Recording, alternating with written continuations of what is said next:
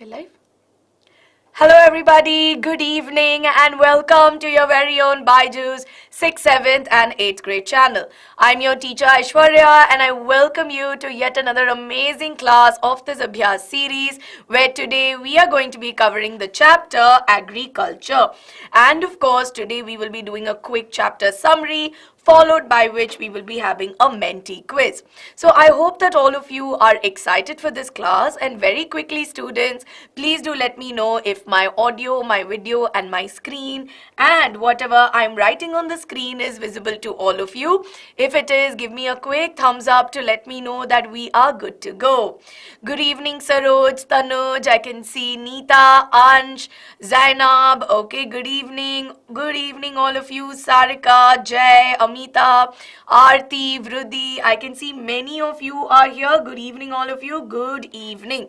Now of course, as you all know, we are going to be dealing with the chapter Agriculture, which is the third chapter.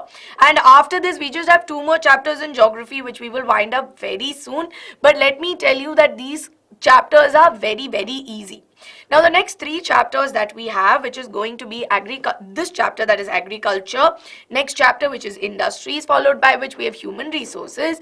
These are chapters which are going to be very important, which is why these chapters that we study today form the basis of a lot of concepts that will come in grade 10, which is why students, please make it a point that all of you pay attention, right? Pay attention to what I'm going to be teaching today.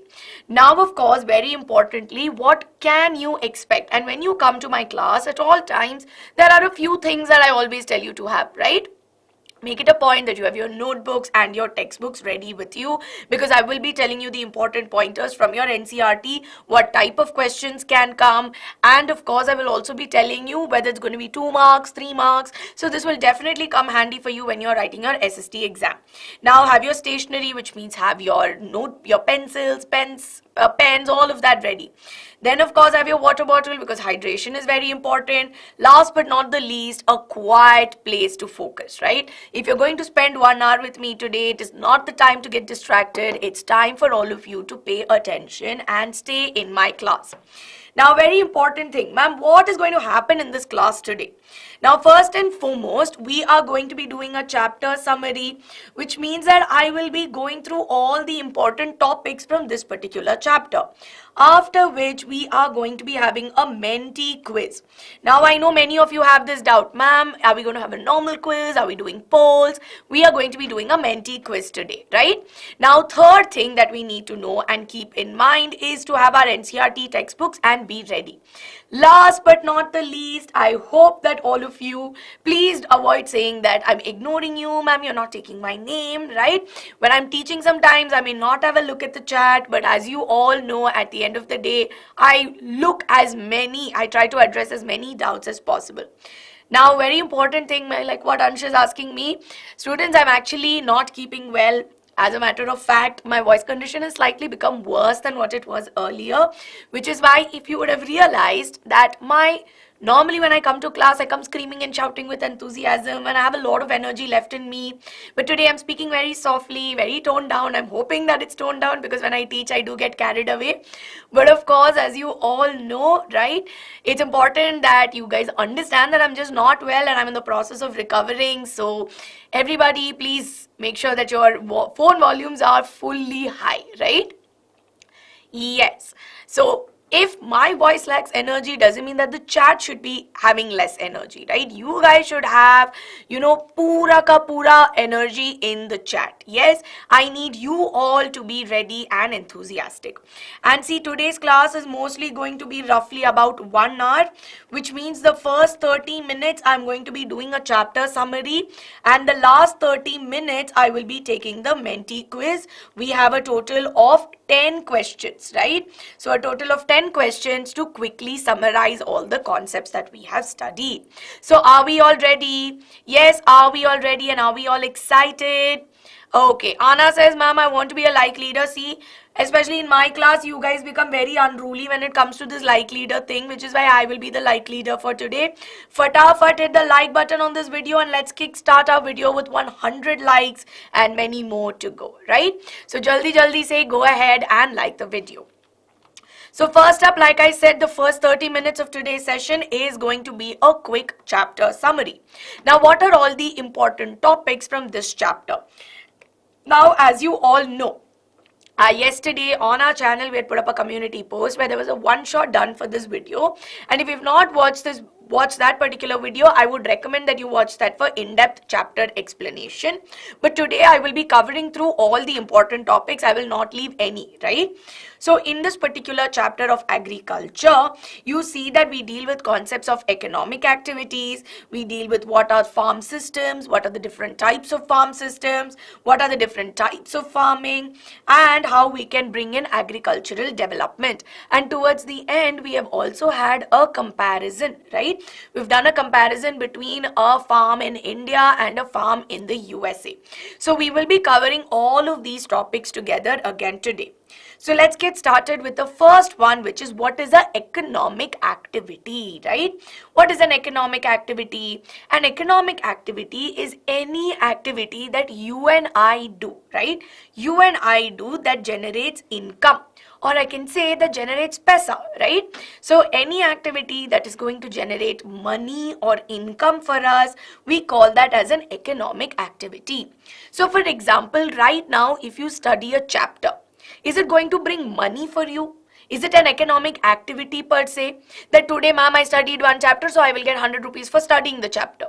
No, right? You're not going to get money for studying chapters. But as you all know, when you all study, become educated and you qualify, then you will all end up getting jobs, right? So when you all end up getting jobs, what will happen? You will then end up getting, you will start generating income, right? We see that eventually, we see that getting educated or becoming skilled, we see that this right here helps in generating income, which is why any activity that generates income is what we call as economic activities. Now we know that there are various types of economic activities you can do. You can maybe grow some plants, or you can, source raw materials, you can manufacture products, or you can be involved in services, right? Which is why we see that there are different categories of economic activities. Now, what are the three categories? The three categories that are there include primary activity, secondary activity, and tertiary activity. Students, pay attention, right? Pay attention, because this forms the fundamentals of what you will learn in grade 9 also. Grade 9 may you have another book coming in for economics, right? So all this forms the basis for all of you to understand. Now, what is primary activity? Now, a primary activity is any activity or all the activities that are concerned with the extraction and production of natural resources. So when I say extraction of natural resources, so when I use the word extraction, activities like mining, right? When I mine for various minerals, we know that I will get natural resource out of it. So I am sourcing raw materials. So we call extraction of raw natural resources as a primary activity. Or similarly, production of natural resources. What is production of natural resource? When I practice agriculture, or when I grow my crops, or let's say when I am rearing animals for animal husbandry, in all these cases I am producing or I am growing my raw materials, right? So in all these cases they come under the activities of primary. So my raw materials come from primary activities. Now, let's assume that I have done a primary activity, which is growing tomatoes, right? Now, growing tomatoes. Now, what can I do with these tomatoes? I can use tomatoes directly to make tomato chutney, or I can use it to, make rasam. So normally rasam in South India, we make rasam which has a lot of tomatoes in it. Or I can make any kind of paneer sabzi, making a tomato puree out of it, right? Now at the same time, we also know that commercially in the market, I also get things like ketchup, pasta sauce, and all of that which I can buy, right? So we know that all this ketchup, pasta sauce, and all of that needs to be manufactured, right? Which means that it needs to be produced at a large scale, Yes. So in this particular case, when I take raw materials from my primary activity and let's say I process it, right, or I manufacture it into some final products, we call this as secondary activity. So in this particular case, what do we see? Manufacturing activities. Anything that you manufacture, that comes under secondary activity. Avinash, farming comes under primary activity because you are growing or you are rearing your raw materials, right? You're growing your crops. So this right here is going to be your primary activity. Now what do we have? Many of you are asking me about, see, I will go over this once again, but don't worry. Let's quickly finish off tertiary activity. Now what are tertiary activities? Now tertiary activities are basically once you have your final goods, right? So imagine I made hundreds and thousands of ketchup bottles. I made hundreds and thousands of ketchup bottles. Now, once I make hundreds and thousands of ketchup bottles, it needs to come to all of us, right? So, I need to have a market where I'm able to grow, buy them. I need to have people selling it to me. So anybody who is involved in services, right? So either transporting the finished goods and selling them. Yes, these are two things that we need to keep in mind. So here what do we see? All these cases, we see that all of them here are going to be tertiary activities. So whether you look at banks, you look at us teachers, we come under the category of a tertiary, or we are categorized as tertiary economic activities because we provide services. Now many of you are asking me about, ma'am, what about sericulture, what about horticulture? See, what do you do in horticulture? Horticulture mein you are growing fruits and vegetables, which are again raw materials, right? You are growing or you are producing a natural resource. So that again is going to be a raw material. That is going to be a primary activity. Same goes for viticulture where you are growing grapes, right? So I have that particular bit with me. I'll get to that. Don't worry.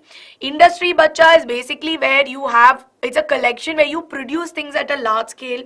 But if you want to know more about on industries chapter, there's a separate video for the same, right? Okay. So quickly to give you an idea, we see that there is wheat, right? Growing wheat at a large scale is what we call as is a primary activity, right? Farming wheat or practicing agriculture and growing wheat is a primary activity. But if you look at, let's say, using wheat and making it into wheat flour or atta, right?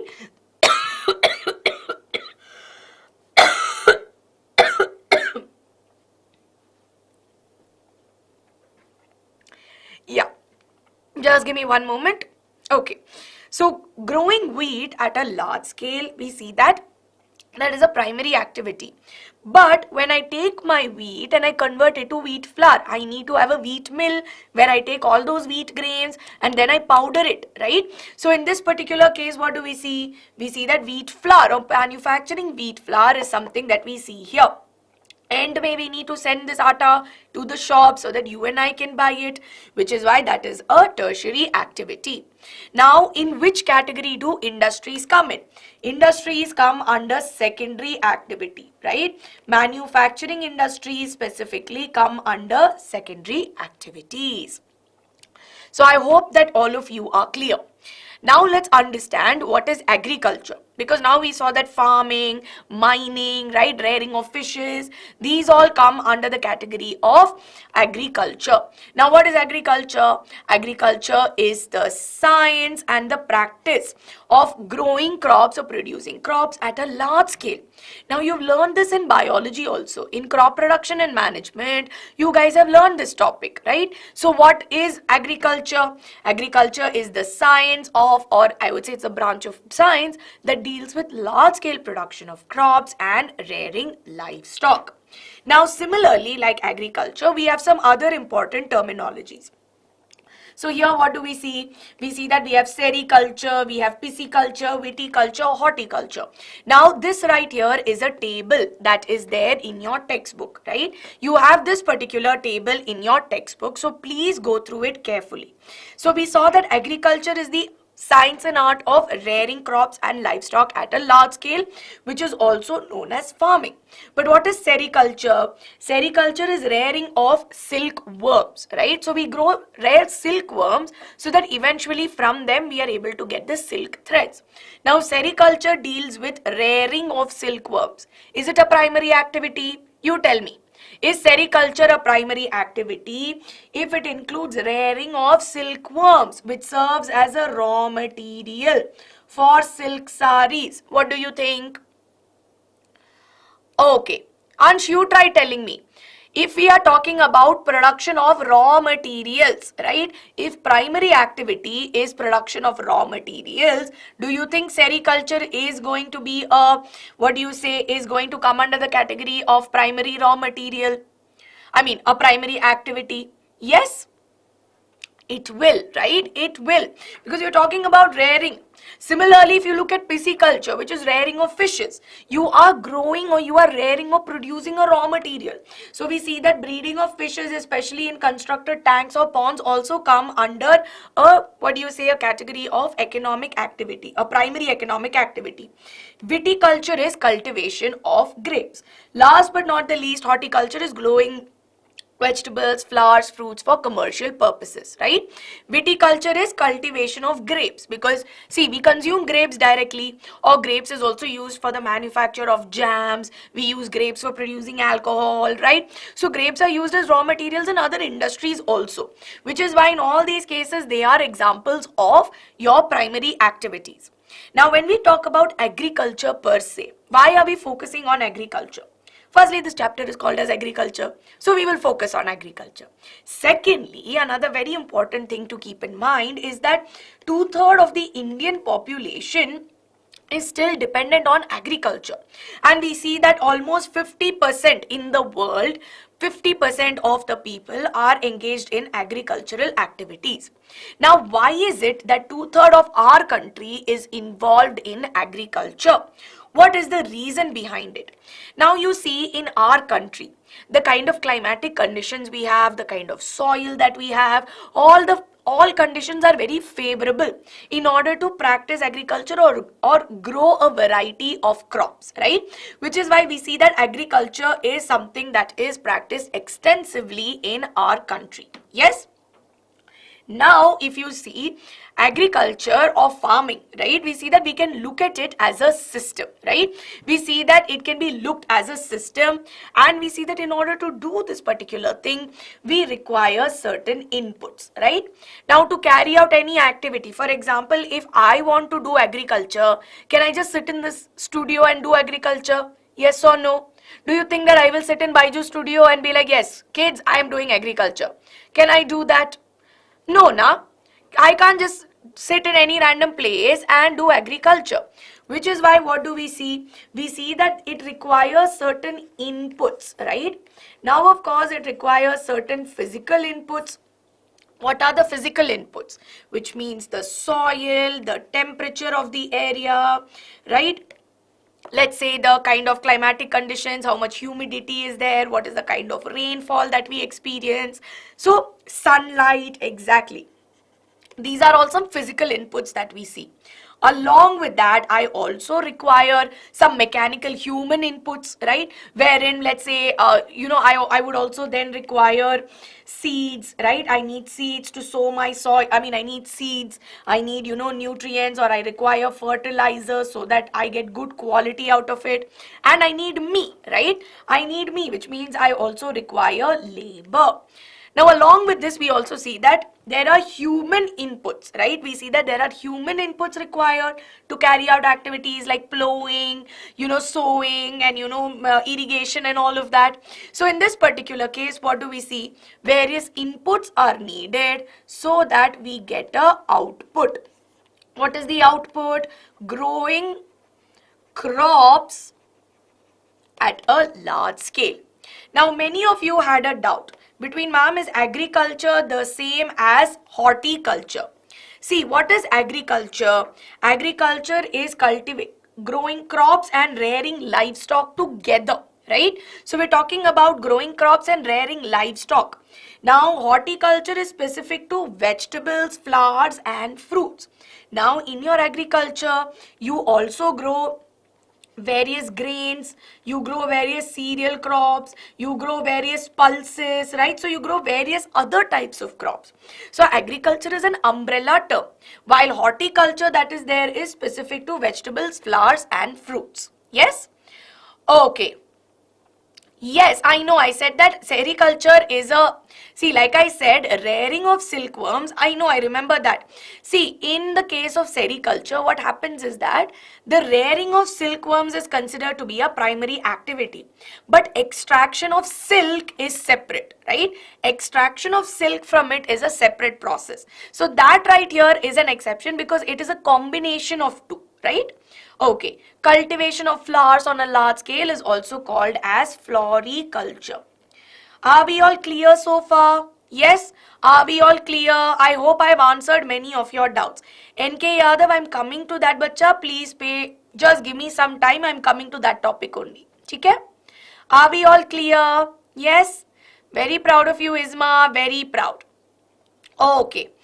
See, I know many of you are also telling me, ma'am, what is this? 20 minutes down. You told half an hour mein ho gaya. I also need to make concepts clear for you. No, what is the point of finishing off jaldi say if you don't understand anything? No use, right? One more question which I would like to take is that of what is apiculture?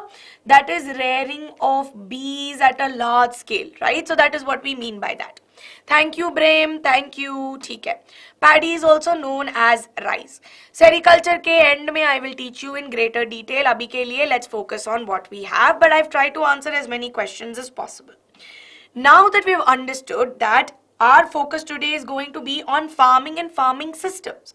So broadly, what do we see? We see that farming that is there is practiced all across. 2/3 of our population is doing farming.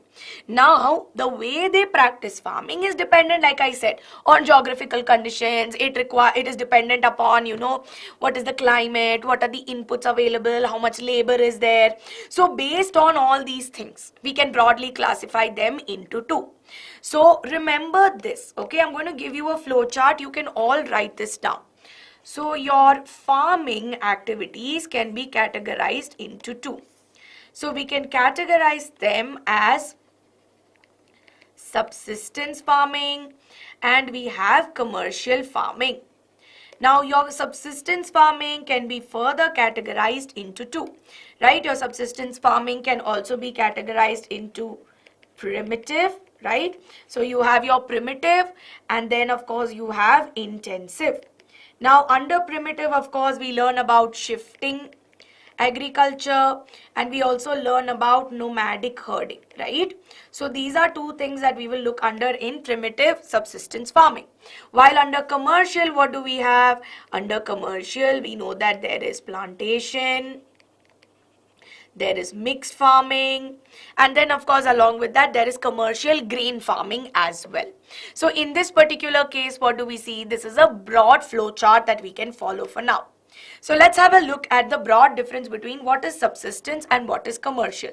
What is subsistence? Subsistence means एक छोटू सा piece of land में, right? In a small piece of land, as you can see here, we see that farmers will, or rather farmers started to do this because they just wanted to grow crops for their benefit. So if I have a piece of land, right? So I have this piece of land here, then I will use this piece of land to grow whatever crops are needed for my family, right? So in this particular case, what do we see? The intent is mainly for me, self-consumption. And we see that normally who are the people who are going to help me? It is going to be my family members. So my dad, my mom, and then of course we see that maybe my brother. We see that in this particular case, all of them will help me in the process. And end may, because I'm doing it in a small piece of land, I will get only small output, not a lot of technology, right? So low technology is being used here. And along with that, it requires a lot of, traditional tools, right? Traditional tools that are there. Now, on the other hand, what do we see? We have commercial farming. So whenever I told whenever I say commercial production, So whenever I use the term commercial production, it means that we are talking about the large scale production. So here we see that in commercial production, it is for a large plot of land, mainly for selling purpose, right? So it's for commercial use. That means it is for a large group of people, and along with that we see that I will make other people to work for me. Ansh, I missed on writing it, but it is there. Okay, it is there. So mainly in this case, we see that laborers are employed. And along with that, what do we see? Fancy technology is used, right? And we see that a lot of money gets invested into the same. Yes? So this is the broad difference between subsistence and commercial. Now students, please remember this one point. In your exam for 3 marks, they will ask you to differentiate between subsistence farming and commercial farming, which is why everybody in your textbook, please star mark these pointers. They are very important for us, right? All fun teaching comes under a tertiary activity. Yes, Menti, after I finish this. So like I said, we have now understood what is subsistence farming. Now I told you subsistence can be broadly divided as primitive and we have intensive. Now what is primitive? Under primitive we see that in primitive subsistence farming, we don't use, right? We see that we use very primitive steps, or rather we use very simple steps in order to practice this, and they've been used for quite some time. And in this case also we see that lot of manual labor is incorporated. We see that, whatever is naturally available, we incorporate that in order to practice primitive subsistence farming. So this includes your shifting agriculture and it includes your nomadic herding, right? Now what is shifting cultivation or shifting agriculture? Now this is something that we normally see in forested areas. So this was practiced by the tribal people, and it was practiced by people who lived closer to areas in the forest, right? So all across the world, if you see closer to the Amazon, parts of Africa, and even in India, right? We see that in parts of Northeast India, this particular process is practiced. So we also call this as slash and burn agriculture. Exactly. Very good, all of you. Very good. Yes. So in this case, what do we see? We see that in slash and burn agriculture, we see that here a certain area, right? So imagine this happens in a forest. So this is the whole forest, your trees are growing, and we select a certain area where we cut the trees, right? So we cut the trees in a selected area. After which, what do? We set that piece of land on fire, right? So we set that piece of land on fire. So when we do that, we see that it brings up a lot of nutrients, it mixes up a lot of nutrients, and thereby what happens? We sow our seeds and we cultivate as many crops as possible. Now once the crops are cultivated, we see that we will harvest it. Now maybe some 2-3 times I might do this, right? 2-3 times I might use that same piece of land. But eventually what will happen? The nutrient level will come down. Because the land has been used so much, the amount of nutrients will come down. Then what will I do? That piece of land is no more helpful for me. So I will abandon the land, right? So I will abandon the land and I will switch to a new piece of land, which is why it is called as slash and burn agriculture. Yes, it is also known as a harmful agriculture. Yes. Now an important pointer that you need to know is that in your textbook, in a side box, they have given you, right, that in different parts of the country or different parts of the world, shifting agriculture is known differently, right? So here if you see shifting agriculture that is there in, let's say, Northeast India, we call it as jhuming. In Mexico, it's known as milpa, roca in Brazil, so on, right? So on and so forth. Different names are there.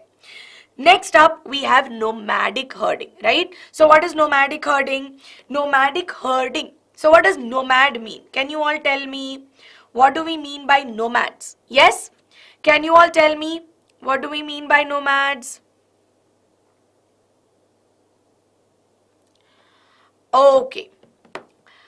Atika, tell your friends to hit that like button. Don't forget. All of you, don't forget to like the video. Many of you are saying, ma'am, we are feeling very bored. We are ready for Menti. Now, I know. No, Ansh, I'm going to come to intensive. See, I always prefer to do primitive and then intensive first. Thank you, Smriti. Thank you so much. Sudhanshu, if that is the case, you can leave the class, right? Exam time pe, you will think, ki, if I paid attention in Aishwarya Ma'am's class, right now I would be able to get full marks or at least 5-6 marks aram se. So pay attention, everyone. Ma'am, nomads means herds, ma'am. Nahi na, bacha?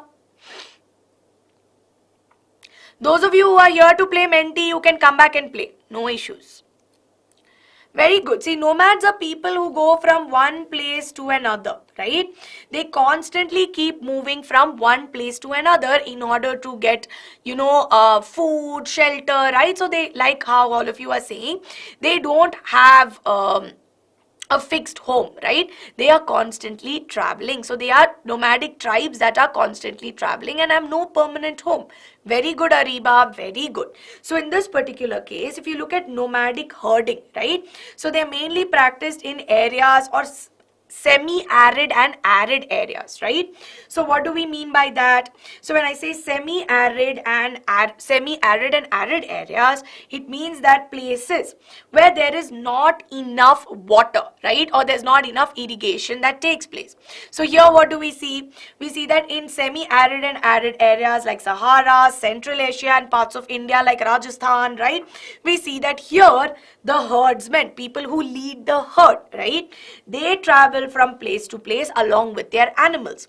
Like I said, no, at all times it is not that it is always going to be your it is not that it is always going to be rearing crops. It could also be rearing animals, right?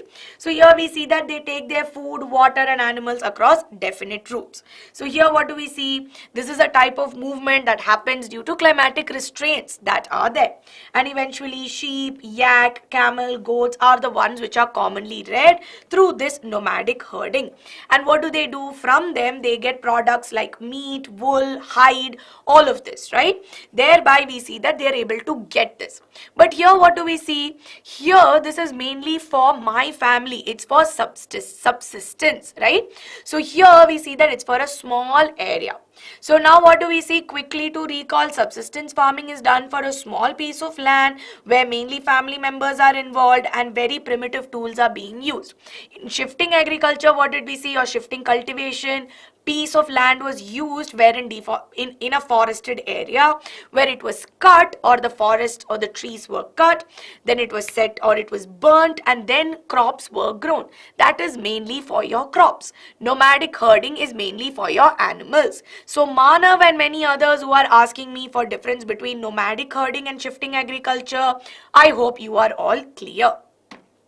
Now, with this, we have understood that in subsistence, primitive subsistence farming, we do not rely a lot on the chemicals that are there, right? But in intensive subsistence farming, what do we see? In intensive subsistence farming, we use the same small piece of land, right? Small piece of land we use, but we want to get maximum yield out of it, right?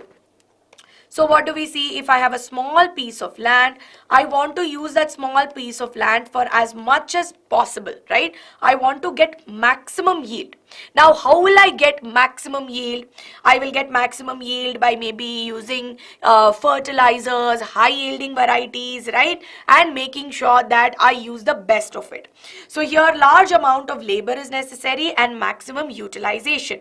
Now, of course, there is no heavy machinery, but there are inputs like high yielding varieties, fertilizers, so on and so forth, right? And what do we see? The intent here is something that we normally observe, or intensive subsistence farming is normally seen in densely populated areas. Ma'am, if intensive is also a type of, so see, in intensive subsistence farming, we may not use a lot of machinery because the amount of, see, machinery wise, if you see, we use more machines in commercial than in intensive. But in this particular case, in intensive, it is using a small piece of land to get maximum yield, right? So that is what we need to know. Ma'am, subsistence versus intensive. Subsistence is the broad subset where you're using a small piece of land to practice agriculture. But for that small piece of land, I want to get maximum output. It will be intensive subsistence farming. So are we all clear with this? Yes, are we all clear? Good to go? Yes? Good to go, yes or no? We will cover everything. See, if I want to just come and take Menti quiz, I could have done that, right? What is the purpose for me to do a summary? Because like I know that for a fact you all have examinations coming. And when the exams come, that is when slowly you will be like, array, if I paid attention in Aishwarya Ma'am's class, I would be much better off, right? Now, many of you here are disturbing the class. Now, if you want to disturb the class, I always tell you two things. You can leave. You don't need to trouble the other kids. Secondly, if you want to continue disturbing, students don't get affected by such noises and disturbance. You pay attention to me, you listen to me, I will answer your doubts. Don't worry about it, okay? I'm here for all of you. All the best, Rajiv. All the best for your exam. Do well. Then many of you will come and comment in this video. Ma'am is so rude, ma'am is so mean. But you will not realize the fact that you are also disturbing the class. No, and I'm still not being rude or mean to you. So don't pay attention to all the noise that is going to happen around you. You pay attention to me. Those of you who sincerely want to study, you know, right? Oh, all of you who have been very regular to my class, you know for a fact that if you pay attention in my class, you will score marks. Yes or no? Do you all agree? If I sit in Aishwarya Ma'am's class and I pay attention, right? You know you will get marks. Pakka. That is my commitment to you. I come up with those classes. So don't worry. I am here for you. Yes? ठीक है. Now let's get started, everybody. Let's get started with our commercial farming. So quickly to recall what is commercial farming, we know that commercial farming is something which happens at a large scale, right? So we know that this is something that happens at a large scale where we use a lot of technological inputs, we use a lot of modern technology, people are there are laborers who are employed, right? So this is mainly for the commercial use, right? So in this particular case, we see that this is done for growing or selling it in the market. Now, like I said, which Ansh pointed out to me earlier that I did not write it on screen, our commercial farming is of 3 types, right? So commercial farming includes our commercial grain farming, right? So it includes commercial grain farming, it includes plantations, and then of course it includes mixed farming. Yes? So let's start off with the easy one which all of us have seen, right? Which is plantations. Now, how many of you have been to tea estates and coffee estates?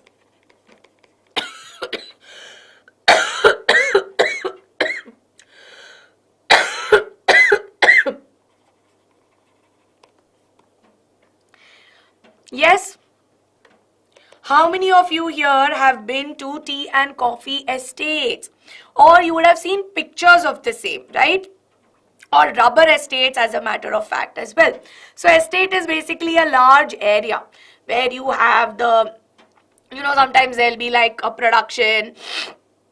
We see that there'll be, large scale, tea being grown. There'll be small shops which will be set up. Sometimes they also do tourism where they ask people to come and stay there. They'll build like a small resort and all of that. So that is an estate, right? Yeah, exactly. In Karnataka, if you see, there are many coffee estates, especially in Kurg. So we see that here these kind of things that you see are a type of plantation farming. Now, what is plantations? Plantation is basically when you grow only a single crop, right? So we grow a single crop at a large scale. And here we grow crops which are going to be commercially very important to us, like tea, coffee, rubber, coconut, cashew, sugarcane, right? So this right here, as you all know, are all examples of plantations. Now, in order to grow them at a large scale, do you think me and my family will be just able to maintain a tea estate? No, right? Me alone or my family alone will not be able to manage a tea estate, which is why I require a lot of people to help me, a lot of people to work, which is why we see that employing laborers, and of course, if laborers are there, then I will also require capital. And we also see that normally, once I manufacture this at a large scale, I will also see that the manufacturing industries or where it will get processed, they will all be close by. right? So in such cases, we see that manufacturing industries also are normally set up close by. So if this is my tea estate, then normally my tea powder producing one will also be close by, right? And thereby we also see that there is a proper transporting network also. So in our country, if you see, mainly tea, coffee, sugarcane, rubber, they're all very extensively produced, and especially with tea, coffee and rubber, tea, coffee and cashews and all of that, there's also export that happens, right? Because they also bring in a lot of revenue. So in this particular case, what do we see? We see that this is what we understand as plantation. Now these are examples of India, but even across the world, they would have also given you examples. So please learn that. Now, of course, another thing that we have is our commercial grain farming, right? So what is commercial grain farming? Now, what are some commercial grains that India is known for? Can you tell me? What are some of the grains that are reared at a large scale? Yes, can you tell me? Thank you so much. But I need to not stress out my voice, and I think I will be fine.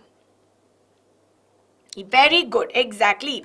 Rice, wheat, maize, right? They're all very large scale. They are grown, or these are grains which are grown at a large scale, which is why we see that even export of such grains happen, right? So we see that normally, we see that in areas wherein large production of these commercial grains happen. So wherein we are able to see large areas where only, wheat is being grown or maize is being grown, we call this as commercial grain farming. And we see that all across the world, right? We see that all across the world, wheat and maize are normally grown. So in North America and in various parts, we see that large areas of land is normally grown for commercial or used for commercial grains. Then of course we have mixed farming. Now what is mixed farming? Mixed farming means that in my piece of land, I will not just grow my crops, but I will also rear animals. So when I see that I will not just grow food for human beings, but I will also grow crops which are needed for the animals, which we will call as fodder crops. And along with that, I will also rear my animals at a large scale. So here we see that normally in US, in different parts of, Africa, Australia, we see mixed farming happening. Mixed means both animals and plants are being reared. Then of course we have a concept of organic farming. Now what is organic farming? In organic farming, we see that we use various types of, we do not use any chemical fertilizers or pesticides. Everything is all natural, right? Natural manure, natural pesticides, and we see that we will not use any hybrid crops, no genetic modified crops. So this right here is something that we practice wherein it's very clean, right? Okay. Ma'am, what is rearing, Anirudh? Rearing means growing, right? Another name for rearing is growing. Yes? Okay. So are we all clear? So quickly to recall, we learnt about farming. Yes? What are the two types? We saw that we have subsistence farming and we have commercial, and we saw the difference between the two. Very important. Then in subsistence, we saw that there are two. We have primitive and we have intensive. Now under primitive, we saw that there could be shifting cultivation, or there could be your nomadic herding, right? Then in commercial, we saw there were three types. I could either have plantations where I grow a single crop, or I could do commercial grains, right? So I could do commercial grains and grow my grains like rice, wheat and maize. Or else what can I do? I can also do mixed farming where I am able to grow both. So this flowchart is going to be very important. Yes? Poshali, if you need it immediately, I have already done that session last year. You can watch that video. Now, many of you are asking me for the next topic, which is going to be food crops and cash crops. So we saw that there are various crops which are being grown, but majorly in our country, we grow crops like rice, wheat, maize, millets, right? So how do we learn all of this, right? How do we learn all of this? Now, when you are making notes, everybody make a tabular column, right? Make a tabular column where you have the name of the crop, how much rainfall it requires, right? What is the amount of temperature? Then, of course, the major states. Now, in this also, you don't need to learn all the states, right? Don't learn all the states, but rather just focus on 2-3 important states. And remember the common ones. Yes? Okay. So Poonam, I hope that all of you made these notes. Ansh, especially for when you need to learn, when you need to memorize a lot of things, I would say that having a table or making notes is going to definitely be helpful. Manoj, rewind back. I have told you what is tertiary activity already. Yes? Very good, Janvi. Very, very good. Exactly. Okay. Ma'am, well, beverages come under, see, normally in food crops, what do we see when they are directly consumed, right? So, if I have rice being grown, or let's say if I have wheat being grown. Now, in the case of wheat, it's slightly different because we don't use wheat grains as is, but we use it in the wheat flour form. Or if you look at maize, millets and all, we use the grains directly, we cook the grains and all of that. But in the case of beverages and all of that, some amount of processing is necessary. So, beverage crops are not just food crops, but they also come under cash crops because they also bring in a lot of revenue. Indian coffee is very, very known, right? It's exported. So they generate a lot of revenue, which is why we see that they're also called as cash crops. Yes? I will take all of your doubts towards the end, right? I will take all of your doubts. Don't worry. Yes?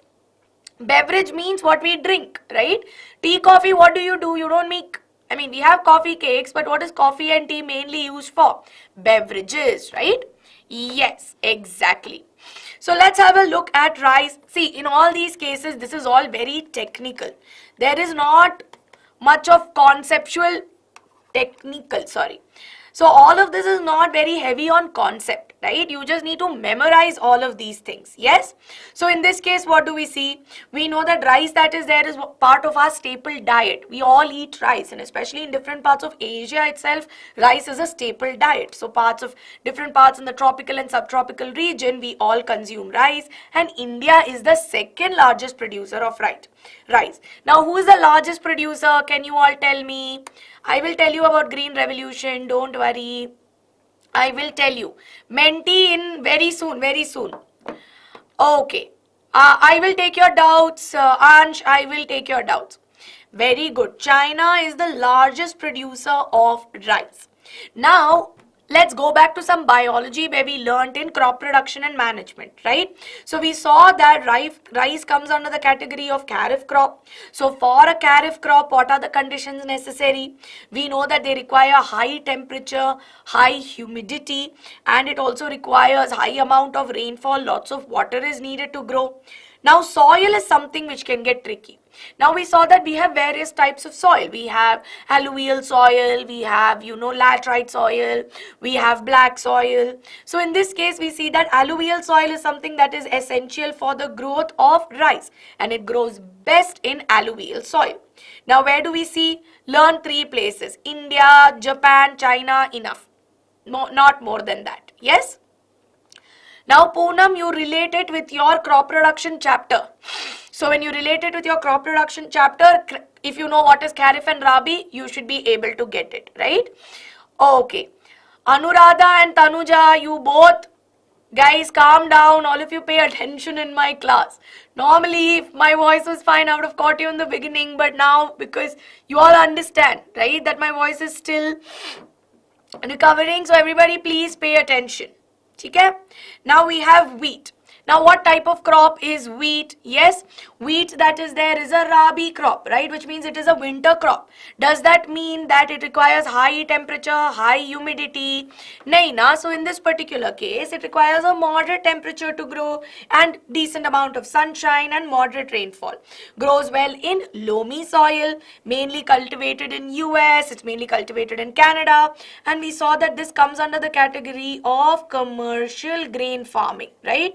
So this is an example of commercial grain farming that is there. Then of course we have millets, right? Now millets are basically your coarse grains. They are your coarse grains which are there. Now how many of you have had ragi or seen ragi or jowar? How many of you have seen jowar, bajra? How many of you have seen ragi? Yes? All of us would have seen, right? Now, ragi dosa is something my mom makes. Now, coarse means that they are very rough grains, right? Now, see, millets, broadly that is there, we see that they require a high to moderate temperature and they don't really require a lot of water, right? So they're able to grow in very less rainfall also. Then along with that, we see that they require less fertile soil. That means even if less nutrients are there, they're still able to grow. Yes, and we see that especially in parts of India, parts of China, and different parts of China, this particular thing or these particular millets are able to grow. So your jowar, bajra, ragi come under the category, right? Yes. Ma'am, isn't jowar spelling? No, not jawar. It is jowar only. Jowar. Sometimes you guys only will confuse me, you know. Arsh ma'am will be taking math class. Okay, ma'am, can you give me summary? See, tertiary activities are those activities which mainly include services and transport. Transport, communication services. So that comes under the category of tertiary. Ma'am, we know rice is... Okay, doubts are going very fast, so give me 1 minute. Ma'am, we know, Aniruddha is asking me, ma'am, we know rice is a kharif crop growing in rainy season. So I have a doubt that in rainy season, how can we experience high temperature? Good question. Now, when you're talking about high temperature, don't think of it as summer, where it is 35 degrees and all of that. But anything above 26, 27 degrees is something we experience during the monsoon seasons as well, especially for a country like India. In the southern regions, we do experience that between 25 to 26 degrees. So we see that kharif crops that are there do grow in those kind of conditions. Okay, awesome. So with this, we will move on to maize. Now, when you talk about maize, we know that maize that is there is basically nothing but corn, right? All of us would have had corn. Now, corn again is a kharif crop, which means it requires a decent amount of temperature, bright sunshine. It requires moderate rainfall and well-drained fertile soil. Now, we find it growing in different parts of like Brazil, China, so on, right? In different parts. Then we have cotton. Cotton that is there is also a kharif crop, which means that it is a kharif crop, which means this also requires high temperature and good amount of rainfall. Mainly it is found growing in black soil, right? Which is why black soil is also known as cotton soil. Then of course we see that China, India, US, all of us produce we see that this right here are some of the major producers of cotton. And cotton here comes under a cash crop, right? So cotton, when you think about it, we use cotton fibers in order to produce garments. And normally if you see, pure cotton garments are more expensive than, let's say, mixed cotton garments that are there which have some amount of synthetic fibers as well, right? So natural fibers that are there are very, very important. So now of course we have jute and then we just have tea coffee. Now jute is also known as golden fiber, right? Because of its appearance that is there, it has a goldenish brownish color. It normally grows in hot temperature and humid climate and requires large amount of water. Yes, and along with that it also requires alluvial soil. Now we see that mainly it's found growing in India and Bangladesh, and from the jute fibers we are able to make jute bags, right? Very, very important. Then of course last two are our beverage crops. What are beverage crops? Beverage crops that are there are basically those crops which are red because we consume, or we grow them because we consume them, right? Sayantika, there is nowhere to talk in class. If you were to continue this language that you are using, leave the class right now. You don't need to stay.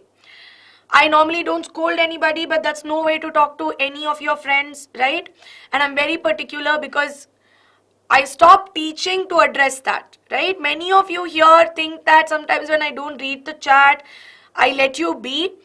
Abhi nowadays, grade 8 students have become unruly in class. You think ki, arey ma'am kuch bhi nahi bolegi. Not the case, right? Pay attention in class. Be polite to all of everybody. Nobody deserves any kind of mistreatment or hate, right? Always spread kindness. Kindness is in shortage nowadays, which is why we need to be more kind. Okay? Coming back, drinkable crops. Purvi, you will not say drinkable crops. We rear those crops because we can make beverages out of it, right? So we can make beverages out of it. Yes? Okay. Very good, all of you. Very good. So now, of course, for tea, right? You look at tea and coffee, they require cooler temperatures, which is why normally in hill stations we find them growing. So we see that well distributed, it requires proper distribution of rainfall, and it requires loamy soil, which is why in gentle slopes we find them growing.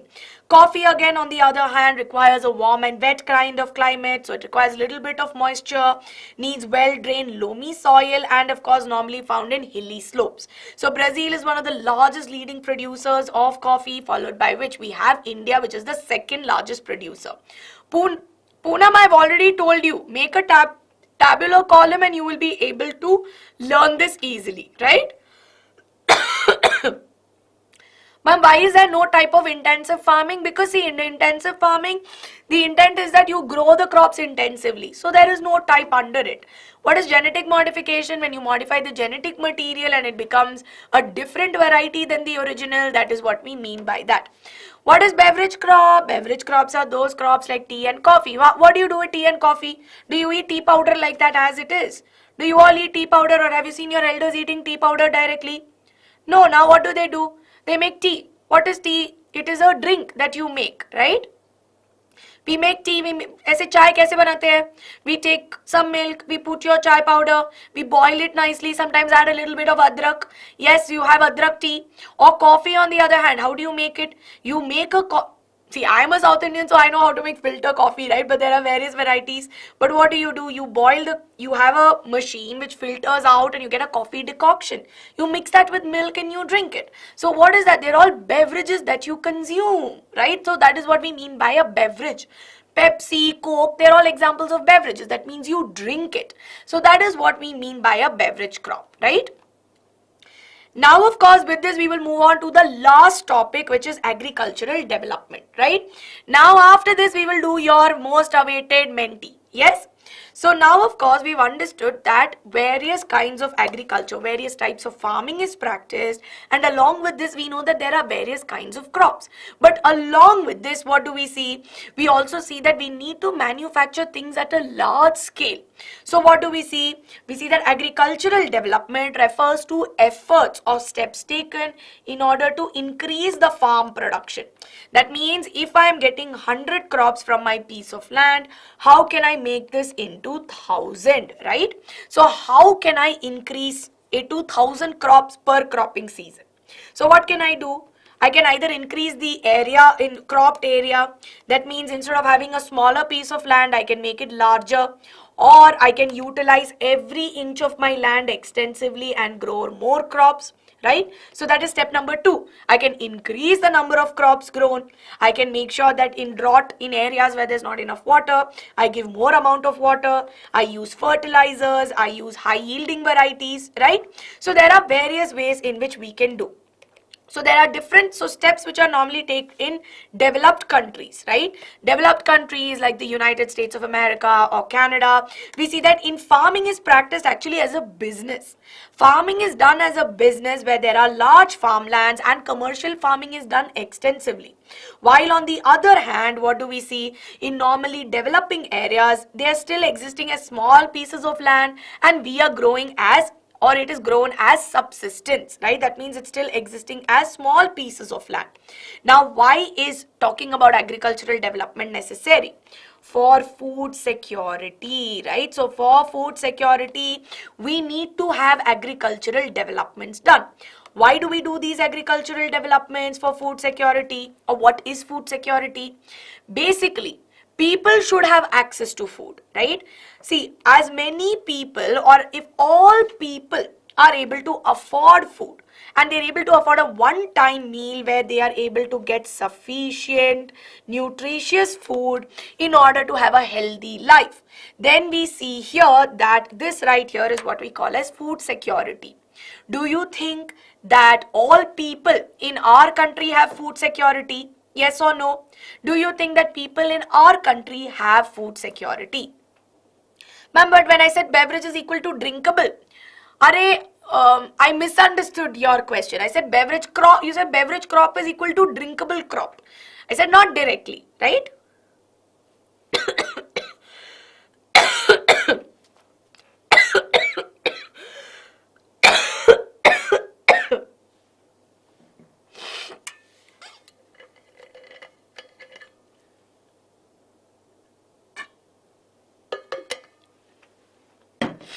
See, government does provide for free food. There are schemes, but nonetheless, there are many people who don't have proper access to nutritional food, right?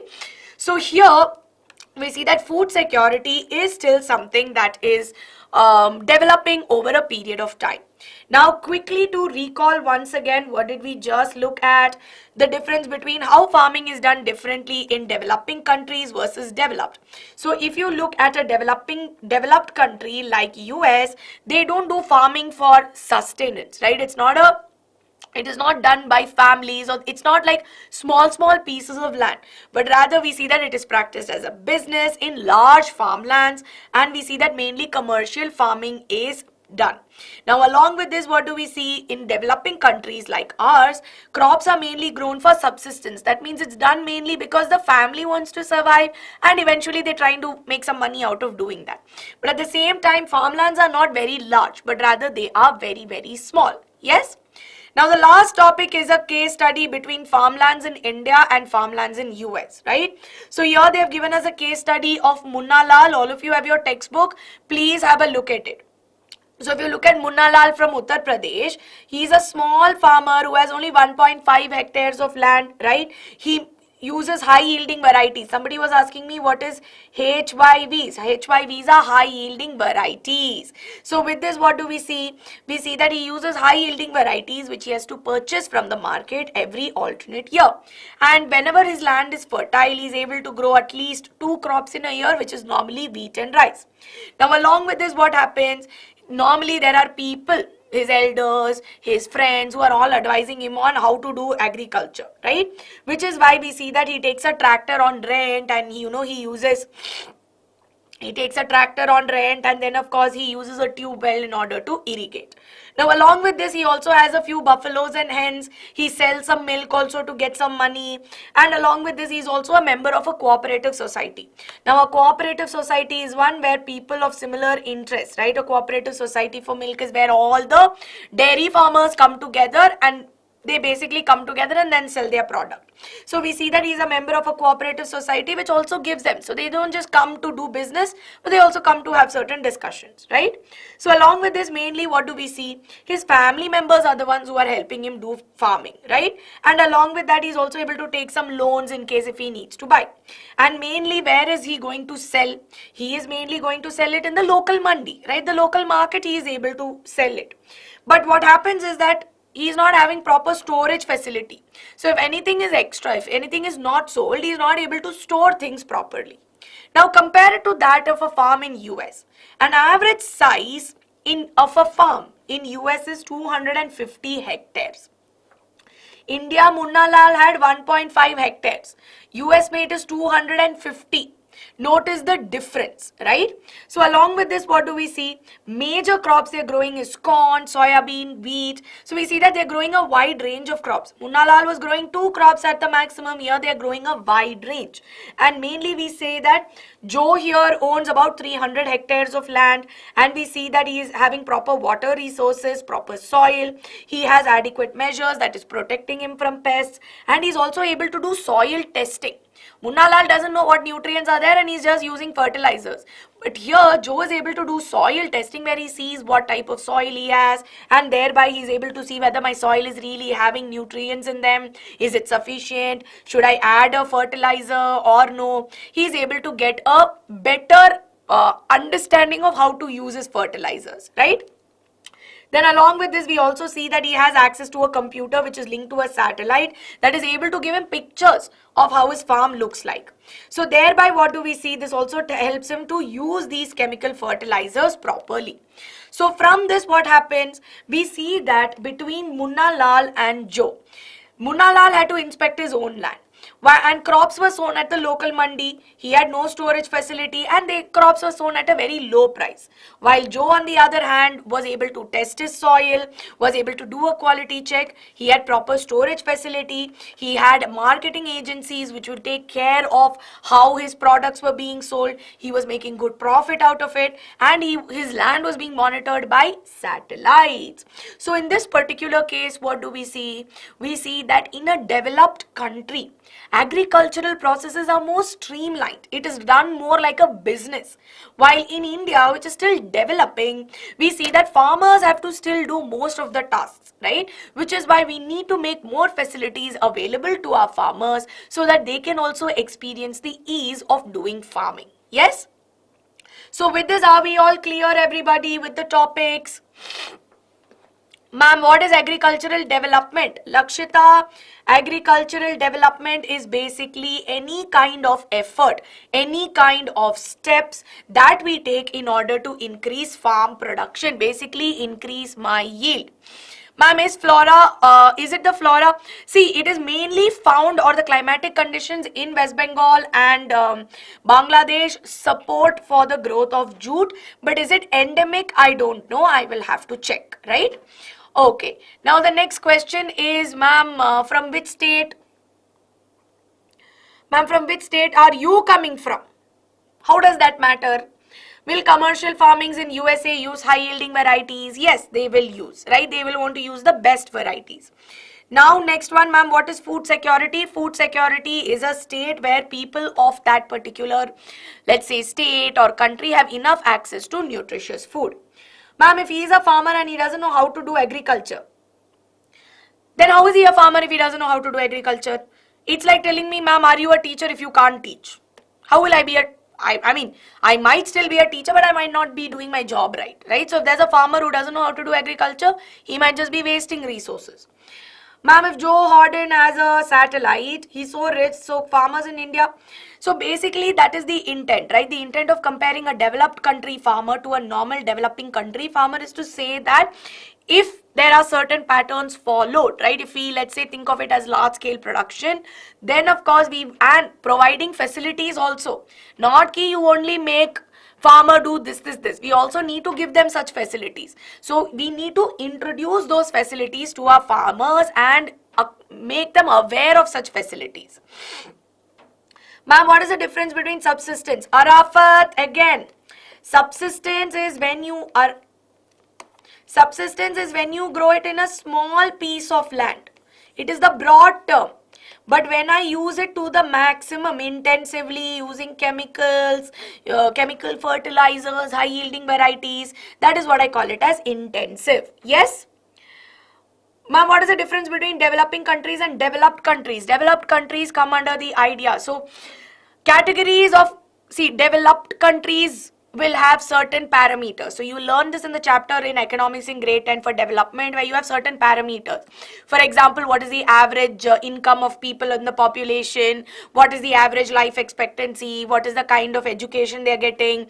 So based on those parameters, we see that when they have a better quality of life with respect to all of this, we say that they are developed. Okay. Hectares is just a way of measurement. Ma'am, types of soil, okay. Green revolution is basically the introduction of high yielding varieties where we were getting more yield, right? So that is what we mean by that. Okay. Ma'am, where are you from? And what games do you play apart from study? Please don't be rude. Hey, you guys, see, there's a difference between being rude and being strict. I know I'm strict at times, but I'm not rude.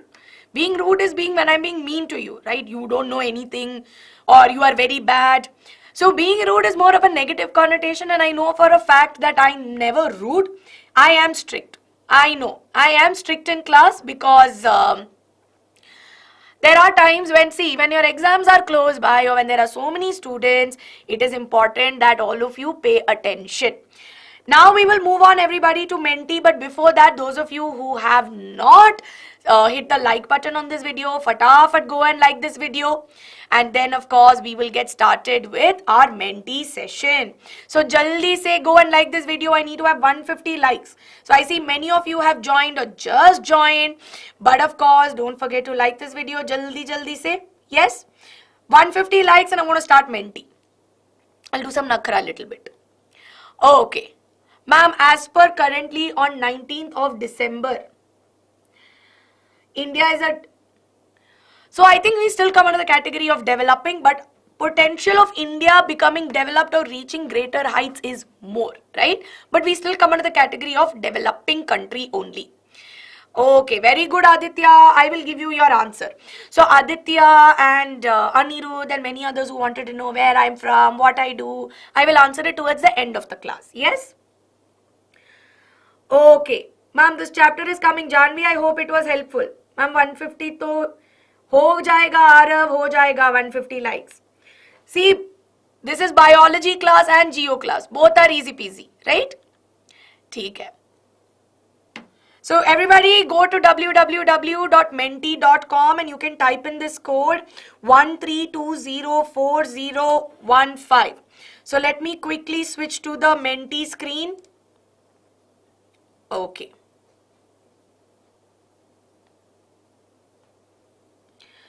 Okay, just give me 1 minute. So let me switch back. It is asking me to log in, so I clearly cannot show you the credentials. So give me 1 moment, all of you.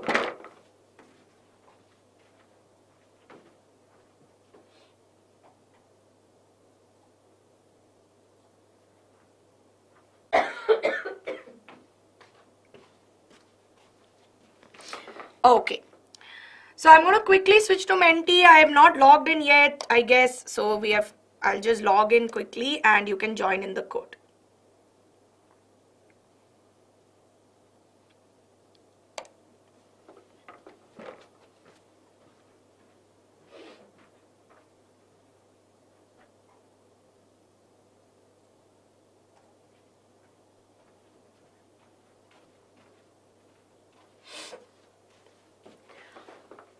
See, normal soil Samiksha is basically, if you look at the composition, right? Normal soil that is there may have a certain amount of nutrients in them.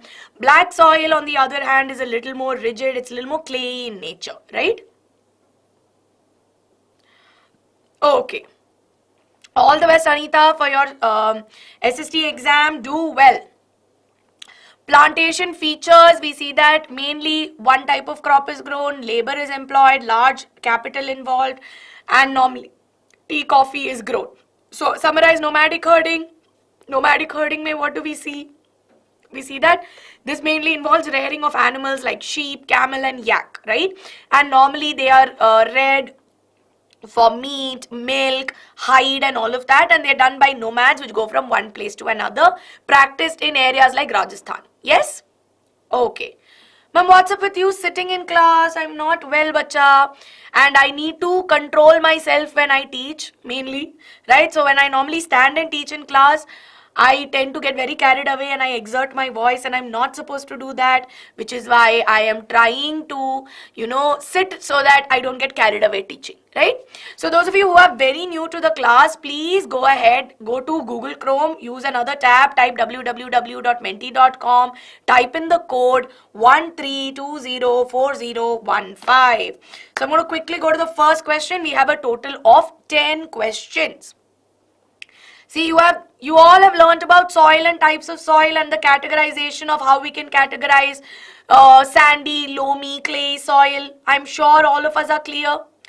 See, in nomadic herding, it is done mainly for rearing animals and done by nomads.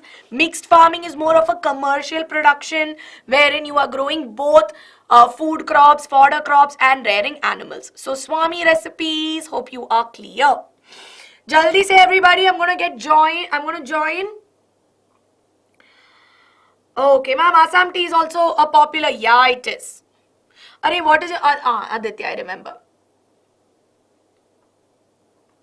Ma'am, I was thinking you were only good in science, but you're good in geography also. Thank you. You all come. All of you come, keep studying with us, right? In 9th grade, 10th grade, I'll be there to teach you geography, economics. Aram se, you will be able to score marks. You can ask your seniors.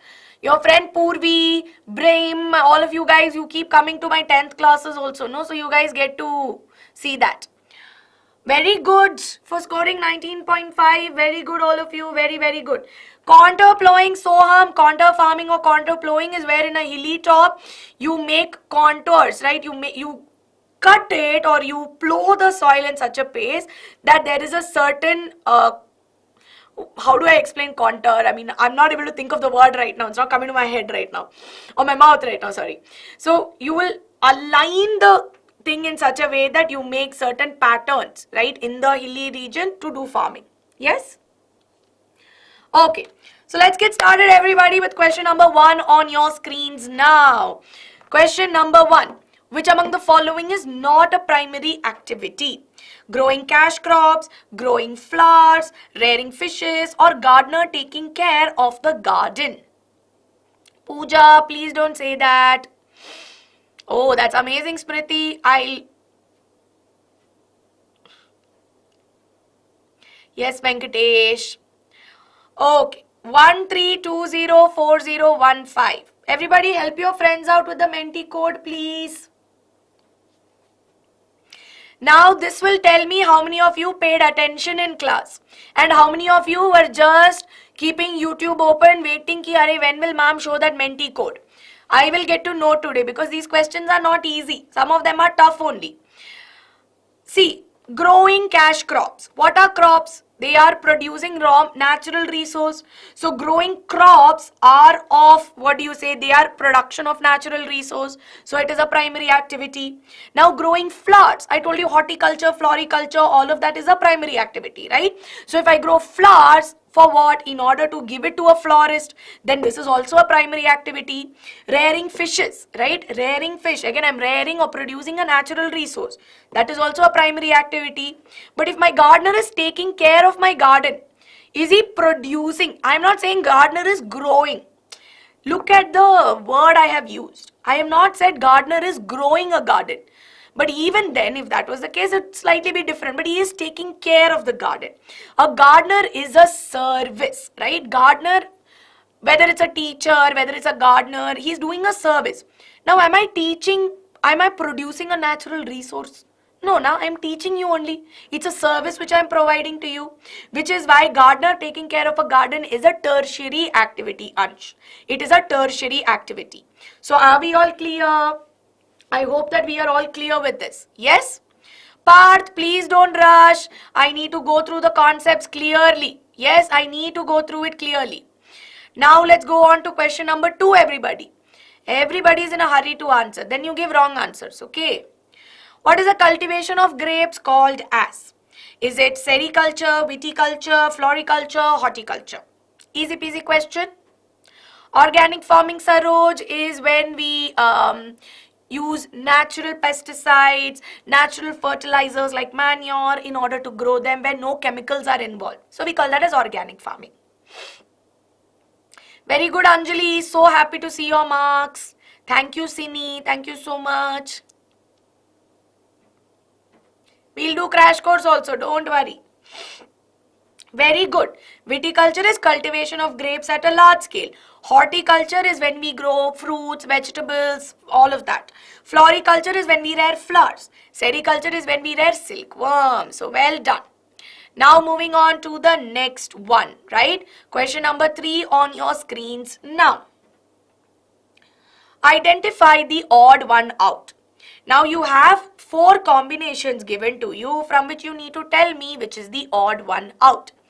This is slightly tricky. You should have paid attention to when I was teaching you about inputs. So based on that, you will be able to tell me.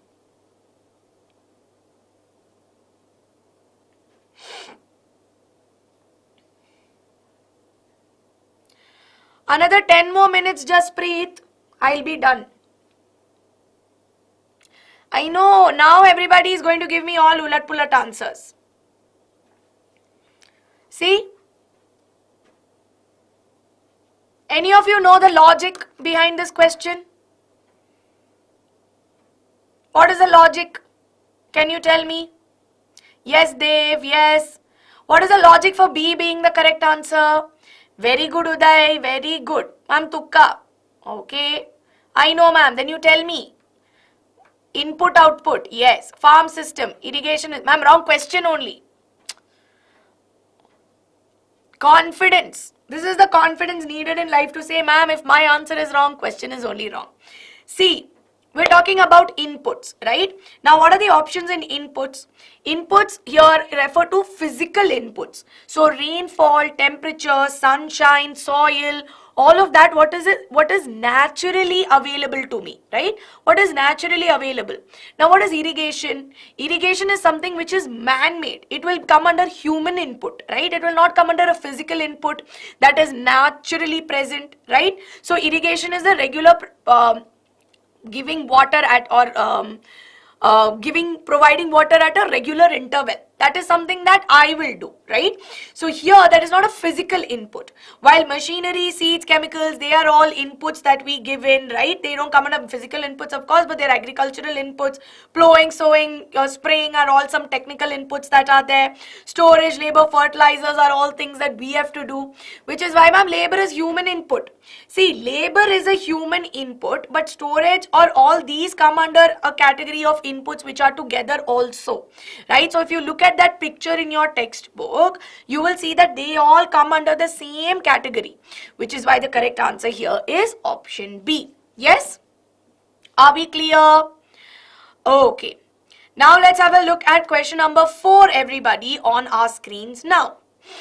Read the following statements and tell me which is the correct answer. Yes?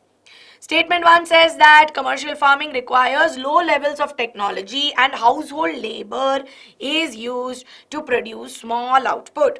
Subsistence farming is a type of farming practice to meet the farmer's needs.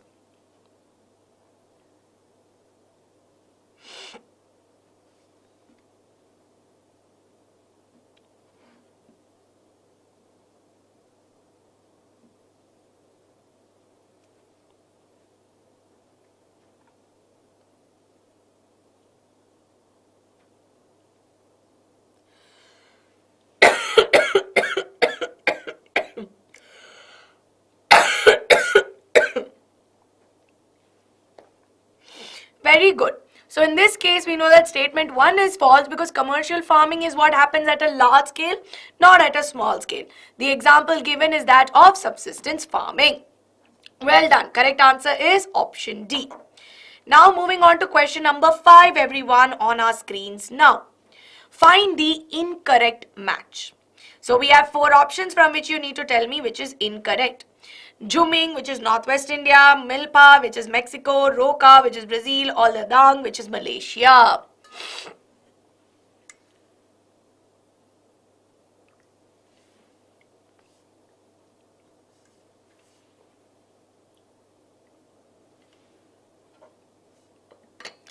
This will tell me how many of you paid attention in class, how many of you are not reading the question correctly as well.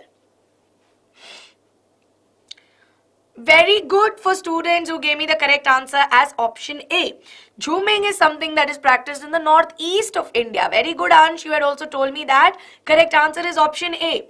Why are the others incorrect? I told you these are all shifting cultivation which is referred by different names, right? Milpa in Mexico, Roca in Brazil, and Ladang in Malaysia. So the correct answer here is going to be option A, which is incorrectly matched.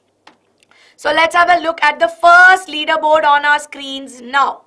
So I can see many of you here have done well, but many of you here have gotten confused as well, right? Okay.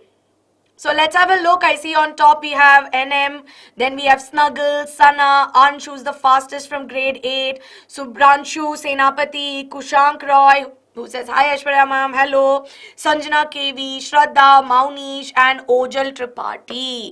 So well done all of you, well done, super proud of the marks that you have got. Very quickly, can you tell me how much you have scored out of 10? Yes? I mean out of 5, how much have you scored? Can you quickly tell me? Okay. Well done, students. 5 out of 5, 4 out of 5. Very good, very good. See that the answers are coming my way. Okay.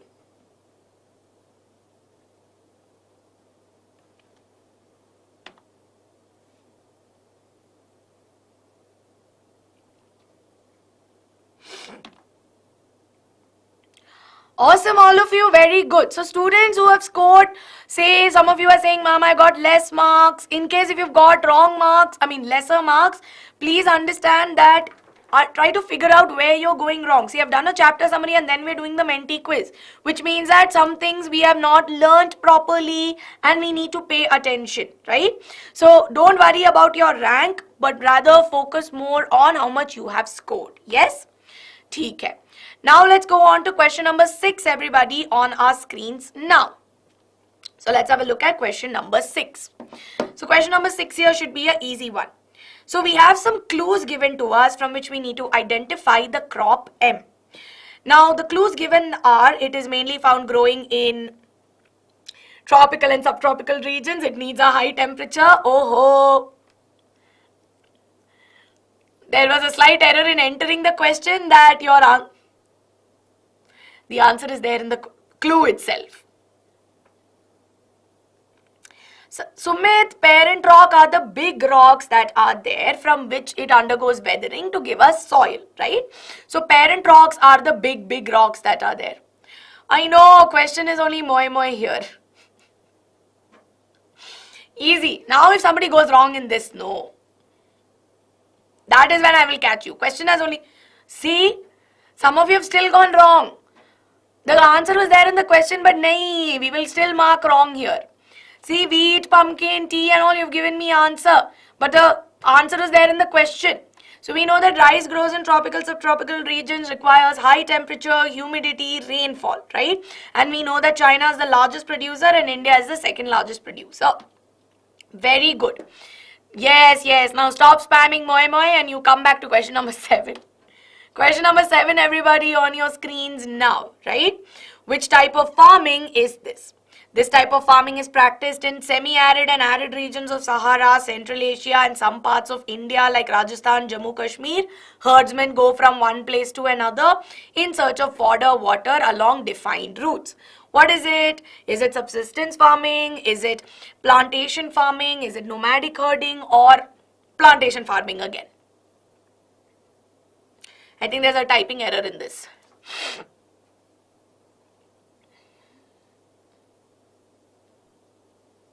I know, herdsmen. Exactly. Some of the questions are very easy. In this also, sometimes you guys will go wrong. Thank you, Adain. Thank you so much.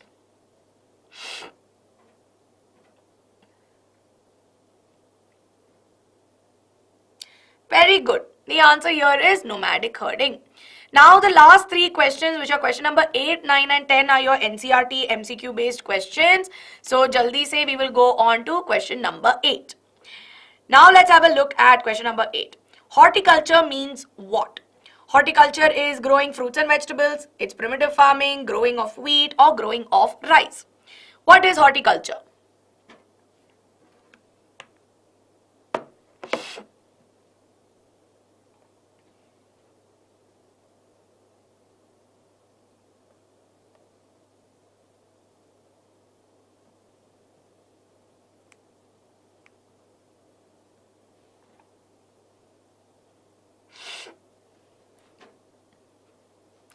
Very good, all of you. Very good. The correct answer is option A. Horticulture is growing fruits and vegetables.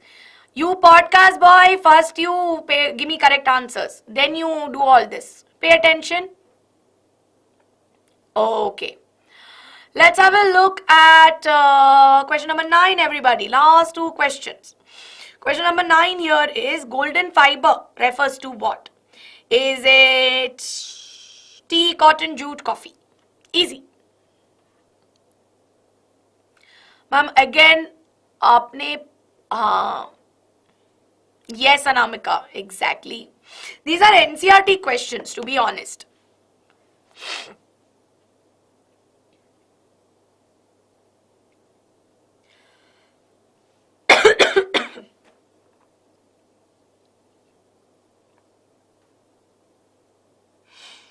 Very good, all of you. Correct answer is nothing but option C, which is jute. Now we will move on to our last question for today. So the last question for today is again an NCERT question where leading producers of coffee are what? Is it Brazil, India, Russia or Australia? Anjali, see, mainly I am a biology teacher, which means I take all the biology chapters, but I also teach geography. I help you out with it. This is very important for us to know as to who is the leading producer of coffee. Very good, students. Very, very good. And don't forget the promise you made. Is it telling about where I'm from? Yeah, last three are NCERT, right? Last three are NCERT questions. That I told you. So with this, everyone, we are done with, of course, we are done. We know that the largest producers are Brazil. Brazil is the largest producer of coffee. But along with that, we also see that India and Colombia are the second largest producers. So with this, we come to the end of today's quiz. Now, of course, before I end, right? Before I end today's quiz, very quickly, students, don't forget to like the video and do not forget to hit the subscribe button on the channel because see, Abhyas series, as you all know, weekly we give out a weekly timetable. We tell you what kind of sessions we take, and a lot of you, if you know, we take practice-driven sessions, right? We want to give that focus on making sure that all of you are well versed with your concepts. So by the end of today's Menti or today's class, once the live stream is over, let me know how much you scored out of 10 in the comments of this video. Yes? Okay. So with this, everybody, let's have a look at the final leaderboard and let's see who has made it to the top. So I can see that Geet has made it on the top with 8,988 points, followed by Ansh, who's in second place. Then I can see Shubhranshu, then Kushank. Then I can see there is Adidas. Then I can see that there is NM, Anugya, Dhanya, Ojal and Madhu. So well done all of you. Well done. Super duper proud that you all made it to the top of the leaderboard. Yes?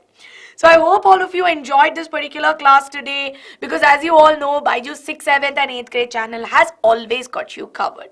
Now I know I made a promise to many of you, especially 2-3 Aditya and Anirudh who asked me. I am from, so all my life I've been here in Bangalore itself, right? Which means I think I moved to Bangalore at the age of 4. But my parents are from Kerala. So I speak a mixture of Tamil, Malayalam at home. Many of you who ask me. So yes, I represent 3-4 states at one go. Yes.